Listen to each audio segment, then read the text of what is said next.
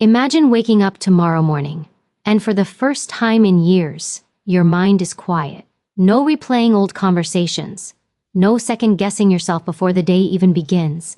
No invisible weight sitting on your chest, making everything feel harder than it should. Just a calm, razor-sharp clarity, like someone finally wiped the fog off the windshield of your life. Now here's the question. What would you do with a mind that isn't sabotaging you from the inside? Because most people won't admit it. But the thing slowing them down isn't a lack of time, money, or talent. It's the storm happening inside their own head. That whisper that says, "Who do you think you are?" The memory that pops up right when you're about to take a risk. The doubt that bites down just when you're starting to feel confident. What if I told you those thoughts aren't you? They're invaders, squatters, living rent-free in your mental space. And every single day you let them stay, they take another inch of your peace, your focus, your fire. But tonight we flip the script. Tonight we take back control. Not from the world, not from other people, but from the part of your mind that has been running on autopilot for too long. Because once you learn how to clear out the mental noise, once you understand how those toxic thoughts formed and how to dismantle them, you stop being the person who copes with life, and you become the one who commands it. Stay with me. Because by the end of this journey, you're going to see your mind differently. Not as a battlefield you're constantly losing, but as your greatest weapon, sharp, disciplined, and completely yours again. Your mind is the most valuable real estate you will ever own. Not the house you live in, not the land beneath your feet, not a piece of property that appreciates over years. We often guard our physical possessions with obsession. Locks on doors, passwords on devices, insurance policies on belongings. Yet we allow the most sacred internal territory to be trespassed on, crowded, vandalized, and polluted without a second thought. Think about it. Every idea you've ever dreamed of, every skill you've built, every goal you've set, every version of yourself you've grown into, it all began as a thought. Before anything becomes action, it lives as a whisper in your mind. That means the thoughts occupying your mental space literally shape your reality. If that space is cluttered, toxic, chaotic, it becomes almost impossible to build anything meaningful on top of it. You wouldn't try to construct a house on unstable ground. But so many people spend their entire lives trying to build their future on a mental landscape filled with doubt, fear, insecurity, resentment, and noise. When I say your mind is real estate, I mean it has borders, and everything you allow inside has a cost. Thoughts are tenants. Some bring rent, value, energy, clarity. Others drain, destroy, and take without giving back. Yet most people rarely ask themselves who or what they're letting in. They don't screen their tenants. They don't evict unwelcome residents. They don't repaint, rebuild, or renovate. They simply absorb whatever enters, comments from others, scrolling for hours, comparison online, memories of past mistakes, criticisms from childhood, and let it settle into their mental space as if it belongs there. If someone walked into your home uninvited, rummaged through your kitchen, tracked dirt on your floor, left garbage everywhere, and complained about the decor, you'd throw them out immediately. You wouldn't hesitate. But if a stranger online criticizes you, if a coworker dismisses your ability, if a family member projects their fears onto your ambition, you often let that voice stay. You give it access to your inner world and allow it to rearrange your thinking, influence your decisions, and take up emotional space. That's mental squatting. And it doesn't stop with external voices. Sometimes the most damaging tenets are internal, beliefs you adopted years ago without questioning their truth. Maybe someone said you weren't good enough, and instead of rejecting that thought, you built a room for it in your mental house. Maybe you made a mistake in the past, and instead of learning the lesson and moving forward, you created a permanent shrine to it. These thoughts start like a seed, tiny, harmless, but if left unchecked, they grow. Roots and vines that wrap around everything in your mind until clarity becomes hard to find. Real estate has value because it's limited. So is your mental capacity. You cannot think everything at once. You cannot focus on everything at the same time. Whatever you give attention to expands. If that attention is absorbed by toxic thoughts, there is no room left for strategy, creativity, confidence, or vision. You end up running in circles mentally, exhausted before the day even begins, because your energy is being spent fighting battles inside your head instead of building your goals in the real world. But here's the empowering truth. Ownership means control. You already own the space. You just haven't been managing it. You get to decide what stays and what goes. The moment you recognize you are the landlord of your mind, everything changes. You stop accepting every negative impulse as truth. You start questioning the validity of self-doubt instead of assuming it must be accurate. You stop replaying past pain as if you owe it loyalty. You begin to act like someone who is responsible for maintaining a place worth living in. Imagine walking through your mental space with the same intention you would bring to cleaning out a cluttered room. You open every door, you pull every dusty box off the shelf. You study what's there, and you ask, does this belief serve me? Does this memory move me forward? Does this fear keep me safe or keep me small? When the answer is no, you don't negate. You remove it. That's how transformation begins. As you clear that space, something remarkable happens. You start to notice how much mental energy you were wasting on useless noise. You realize how many thoughts were simply echoes from people who no longer influence or understand your life. You see how much clearer you think when you're not mentally entertaining negativity. Space begins to open. Creativity re-enters. Motivation grows. Focus sharpens. You start seeing possibilities instead of problems. This is how peak performers operate, not by having perfect lives, but by guarding their mental environment relentlessly. Your mind deserves the same standards you would apply to any high-value property. Curate what you allow in. Protect your attention like you protect your time. Renovate regularly. Upgrade beliefs that no longer match who you are becoming. Remove anything toxic, outdated, or unproductive. Expand the rooms that bring strength, gratitude, discipline, curiosity, self-respect. Because ultimately, whatever lives inside your head will show up in your decisions, your habits, and your outcomes. When you actively manage your inner real estate, you stop behaving like a victim of your thoughts and start stepping into the role of architect, builder, designer, and protector. And that's where real freedom begins. No one is born doubting themselves. Watch any small child take their first steps. They wobble, they fall, they crash into furniture, but they get up again with zero hesitation. There's no voice saying, "You're so clumsy, you'll never learn this." Everyone is watching you fail. There is only instinct, curiosity, and the certainty that falling is part of figuring it out. That is who you were before the world taught you anything different. Which means the critical truth is this: the self-defeating thoughts you hear inside your head were not originally yours. They were planted, repeated, internalized, and like any learned behavior, they can be replaced. Toxic self-talk doesn't show up overnight. It builds quietly, brick by brick. Maybe it started in school when you were called on to speak and didn't have the perfect answer. Maybe someone laughed, maybe a teacher dismissed you, maybe you froze, and your brain filed away the message speaking up is dangerous. Years later, you avoid stepping forward not because you're incapable, but because you're following an old script that no longer applies. This happens with countless experiences. A parent who said, "Be realistic," a coach who criticized instead of encouraged, a rejection that felt personal instead of circumstantial. Slowly, your brain develops a protective mechanism. If you doubt yourself first, then failure hurts less. It feels safer to shrink than to risk being seen. But here is the flaw in that strategy: protecting yourself from discomfort also prevents you from success.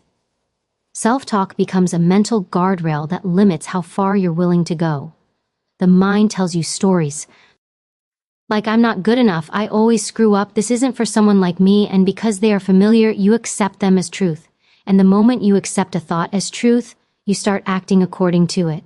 If you believe you're not capable, you won't push yourself. If you believe you're destined to fail, you don't put your full effort into trying. If you assume others are better, you never give yourself the chance to compete. Toxic self-talk becomes a self-fulfilling prophecy, not because it reflects reality, but because it influences your behavior until it feels real. The good news is that anything learned can be unlearned. The brain is not fixed. It's adaptable, rewritable, plastic. Neural pathways, the mental highways your thoughts use, form through repetition. The more you think a certain way, the stronger that pathway becomes. But just as a path can be carved, it can also fade from lack of use. You don't erase toxic thinking by force. You replace it by building something stronger. You start by catching the self-talk as it happens. Most people don't even realize the running commentary in their head is optional. They assume it's simply them. Awareness is the first step because you cannot change what you don't notice. Once you notice the self-talk, question it. Most negative thoughts are lazy generalizations, extreme statements with no nuance or proof. When your mind says, you always mess up, pause and ask, is that true? Always? When you think, I can't do challenge it with, what makes me so sure? What evidence do I have that I won't learn? You start poking holes in the negativity, and the moment you challenge a belief, you weaken its power. Even if the doubt doesn't disappear immediately, you're no longer letting it run unchecked. Then you replace it, not with empty positivity, but with accurate strength.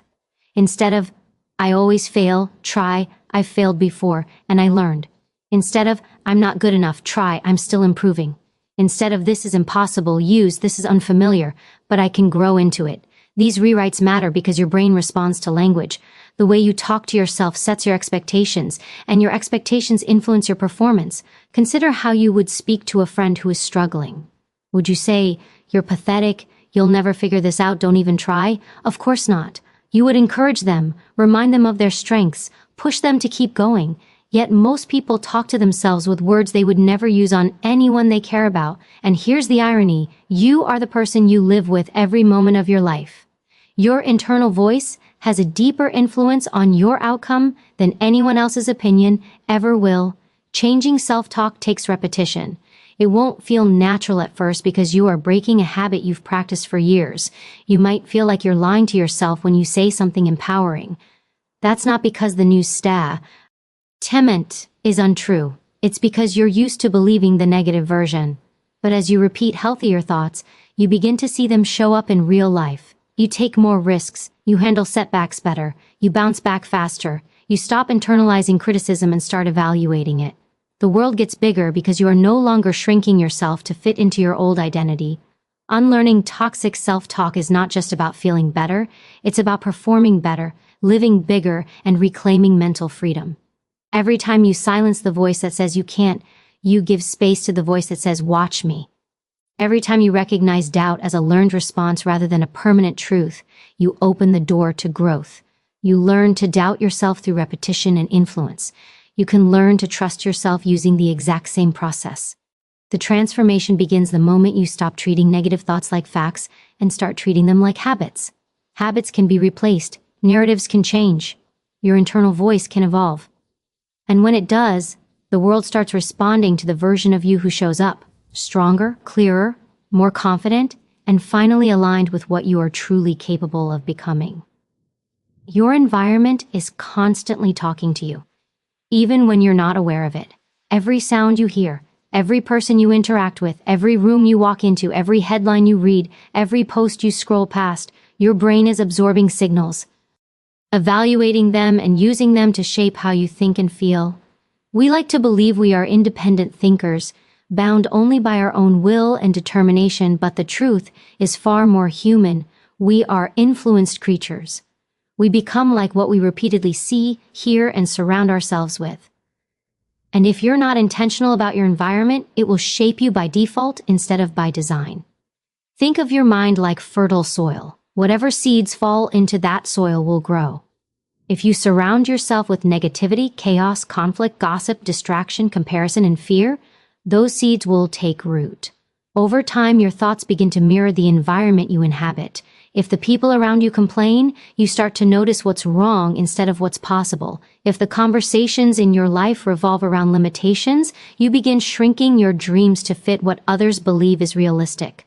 If you spend hours scrolling through curated perfection online, it becomes increasingly difficult not to measure yourself against illusions that were never meant to represent reality. Most people underestimate the subtle effect of the environments they live in. They assume their mindset is something they can power through, that they can stay positive while living in negativity or stay focused while surrounded by distraction. But discipline doesn't thrive in an environment that constantly works against it. Ask someone trying to focus in a loud room, someone trying to diet in a kitchen full of junk food, someone trying to save money while everyone they know spends recklessly.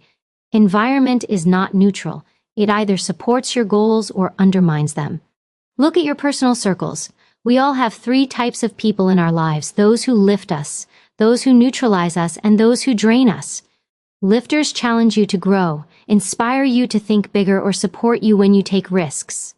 Neutral people neither contribute nor harm, but they don't push you forward either. Drainers leave you exhausted, second-guessing yourself, or doubting your worth. Many people stay in environments full of drainers because it's familiar, because they fear conflict, or because they underestimate the cost of staying. But the price is high. Your energy, your clarity, your confidence, your emotional bandwidth. There's a reason. Elite performers are meticulous about their surroundings. Athletes train with other disciplined athletes. Entrepreneurs network with builders and thinkers. Writers spend time alone in silence. Monks remove themselves from noise altogether. They understand a truth most people ignore. Your environment can elevate you faster than motivation alone ever will. When you put yourself around people who are striving, improving, learning, and expanding, it becomes normal to do the same. Their habits influence yours. Their language alters your internal script. Their belief in growth becomes contagious. An environment is not just people, it's also what you consume. The news you binge, the podcasts you listen to, the shows you watch before bed, the accounts you follow on social media, these shape your worldview. Spend enough time listening to fear-based media and the world feels dangerous. Follow people who complain and suddenly complaining feels justified. Scroll content that glamorizes ease, shortcuts, and instant rewards, and delayed gratification begins to feel unbearable. We move in the direction of the ideas we repeatedly absorb. Your physical surroundings matter too. A cluttered space can create a cluttered mind. A chaotic bedroom affects your rest. A disorganized desk undermines focus. Your brain wants cues, signals that it's time to work, time to rest, time to think, time to create. When everything is mixed, work, leisure, distraction, stress, it becomes harder to shift into the states you need to function at your best. You may not realize it, but your environment is training your nervous system constantly. Stay alert, slow down, be overwhelmed, relax, push harder, or feel stuck. The empowering part is that, unlike your childhood or your past, your current environment is something you can influence. You might not be able to change everything immediately, but you can make strategic moves. You can spend less time around people who drain you and more time around those who energize you, even if that means connecting online or through books. You can control what you follow on social media with a single tap, unfollow, mute, remove. You can create pockets of calm, a clean desk, a quiet morning routine, 10 minutes without your phone. You can curate what enters your mental space, music, conversations, ideas, so that what grows in your mind reflects what you actually want. Sometimes the most powerful step you can take is simply stepping away. From a group that keeps you small, from a routine that keeps you stagnant, from habits you adopted without realizing their cost. When you change your environment, your mind quickly adjusts. You start noticing opportunities instead of obstacles. You see new versions of yourself reflected in others. You feel more capable because nothing is pulling you backwards. What once felt impossible becomes normal simply because you're surrounded by people who treat it that way.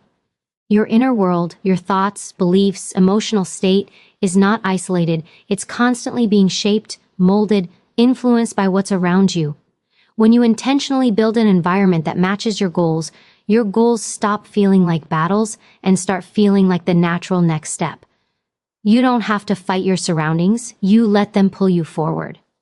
Choose environments that respect your potential, protect your energy, challenge you, are comfort, and reflect who you are becoming.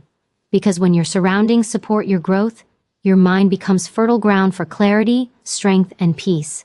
And that changes everything. Resilience isn't something you're born with like eye color or height. It's not a genetic privilege some people have and others don't. It's a skill, built, strengthened, forged in the day-to-day choices that most people overlook. When you see someone who can handle pressure without breaking, who keeps moving forward even when life gets messy, you're not looking at a naturally gifted person. You're looking at someone who trained for it, often without realizing they were training. Resilience is discipline in motion, small habits repeated until your mind becomes tougher than the circumstances around you. We tend to glamorize grit as if it rises up in big, cinematic moments, dramatic comebacks, brave last stands, heroic decisions, but real resilience is mostly invisible. It's waking up when you want to stay in bed. It's showing up to work on yourself when no one is watching. It's pushing through boredom, frustration, self-doubt, and fatigue. It's choosing what you said you wanted after the emotion you felt it with is long gone. That's discipline. And discipline becomes resilience the moment life stops cooperating with your plans, which it always will. Life will give you seasons where nothing goes the way you expected. Relationships end, opportunities vanish, people disappoint you, you're confide. NCE evaporates. The goals you worked so hard for take twice as long as you hoped. In those moments, you discover what you've built. If you've relied only on motivation, those fragile bursts of excitement, you crumble because motivation has no spine. But if you've practiced discipline, doing the hard thing even when you don't feel like it, you find a layer of strength most people never access. Discipline is not punishment. It is self-respect in action. You brush your teeth every morning because you respect your health. You pay your bills because you respect your future. You show up for your goals because you respect who you are becoming. Every disciplined act is a vote for the stronger version of yourself, and every time you keep that promise, your mind stores evidence. I follow through. I can count on myself. I do hard things. That stored evidence becomes resilience. So when life punches you in the gut, you don't question whether you can stand. It's already part of your identity. Most people avoid discomfort, and that avoidance becomes the very thing that makes them fragile. If you never felt cold water, cold shocks you. If you never ran when tired, fatigue destroys you. If you never failed publicly, criticism paralyzes you. Comfort is sweet, but too much comfort weakens the mental muscle. You can't expect to be strong in chaos if you've only trained in ease. Discipline is the deliberate choice to step into discomfort, so that difficulty doesn't intimidate you when it arrives. Look at the simplest habits: waking up on time, sticking to a plan, journaling your thoughts, exercising, breathing through stress, shutting down distractions, saying no to what drains you. These are not glamorous, they seem small, but each one is a micro-rep of mental toughness. Together, they build internal structure. Without that structure, pressure collapses you. With it, pressure shapes you. And let's be honest, resilience is inconvenient. It demands consistency when your emotions are inconsistent. It requires you to stay steady when your mind screams to quit. It forces you to face the truth instead of hiding behind excuses. That is why discipline feels uncomfortable, because it challenges the part of you that wants easy answers and instant outcomes. But the longer you practice discipline, the more your relationship with discomfort changes. What once scared you starts to feel normal. Fear becomes information, not a stop sign.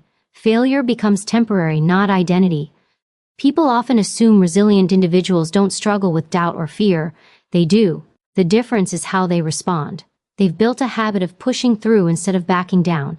They've trained themselves to take the next step, even when they can't see the whole path.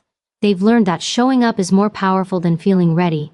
And with every repetition, they reinforce the belief that they have the capacity to endure. Discipline also teaches emotional control, not suppression but regulation.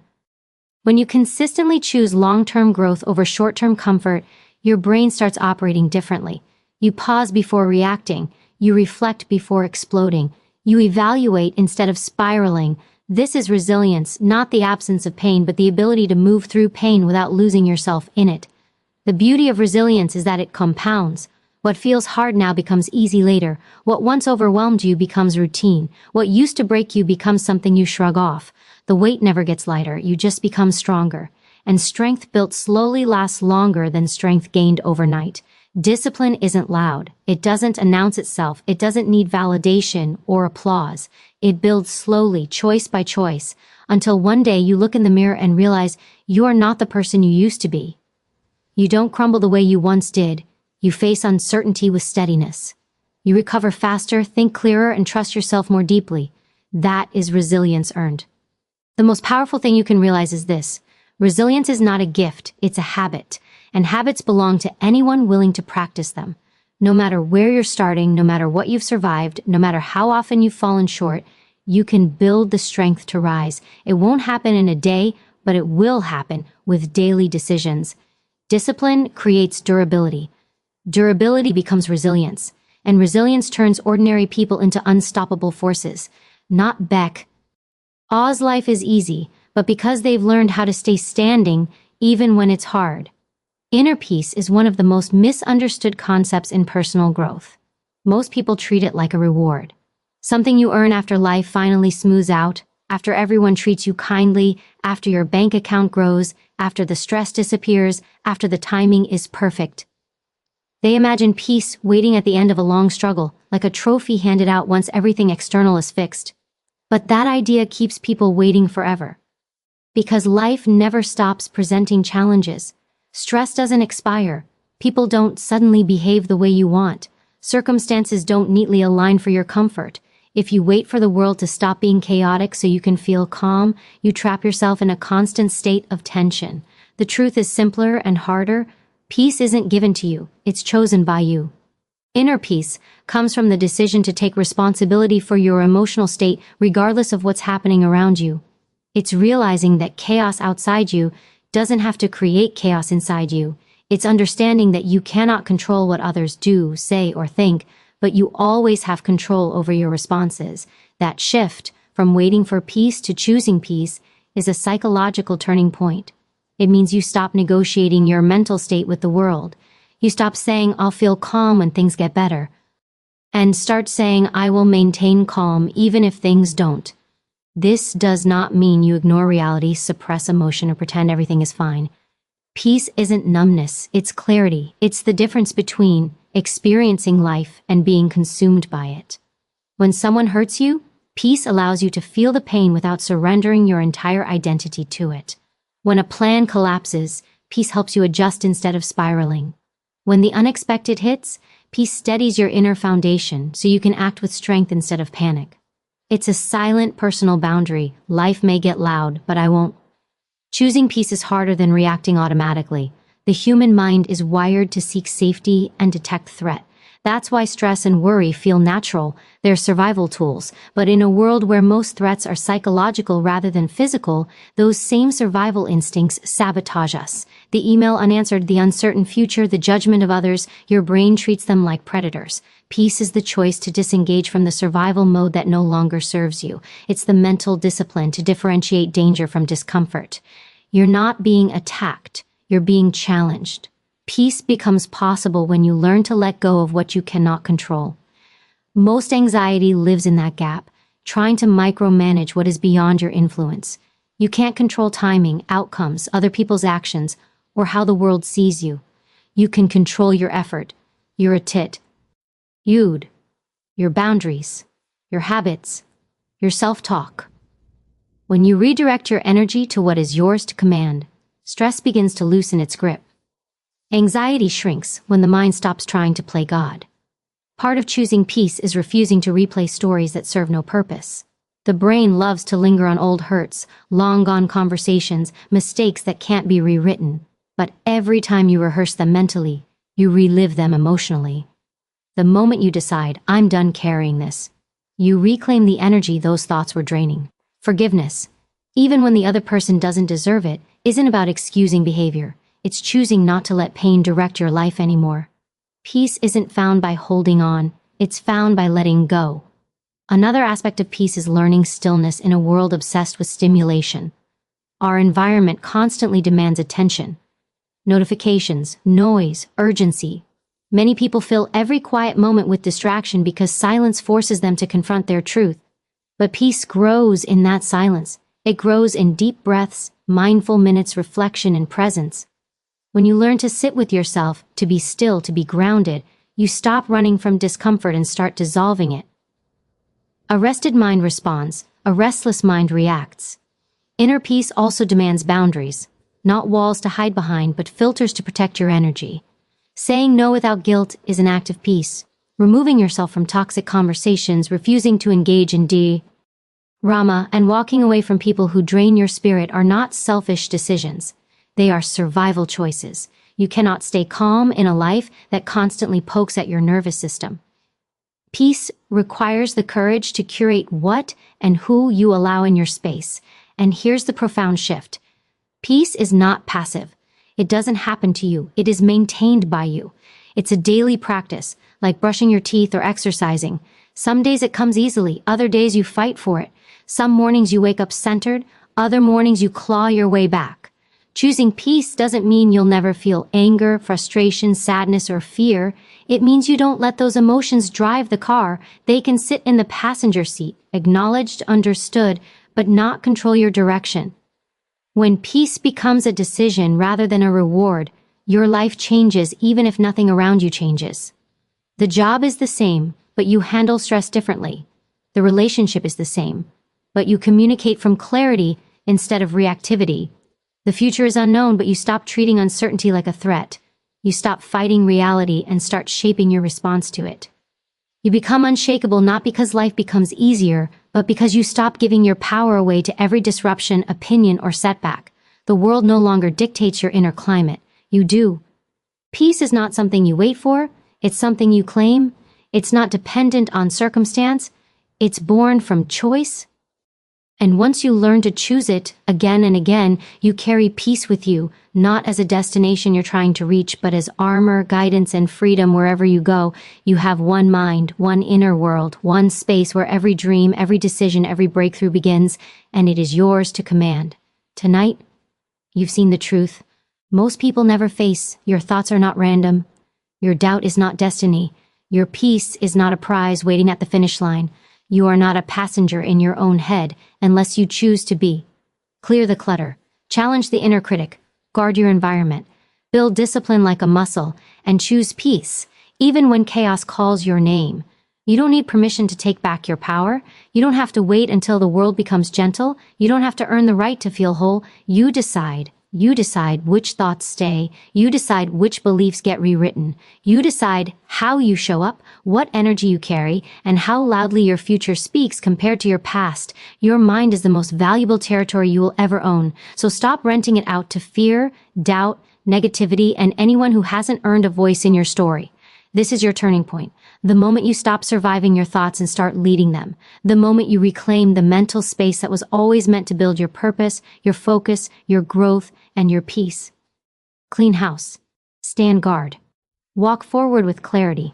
Because our mind becomes a powerful mind, and a powerful mind becomes an unstoppable life.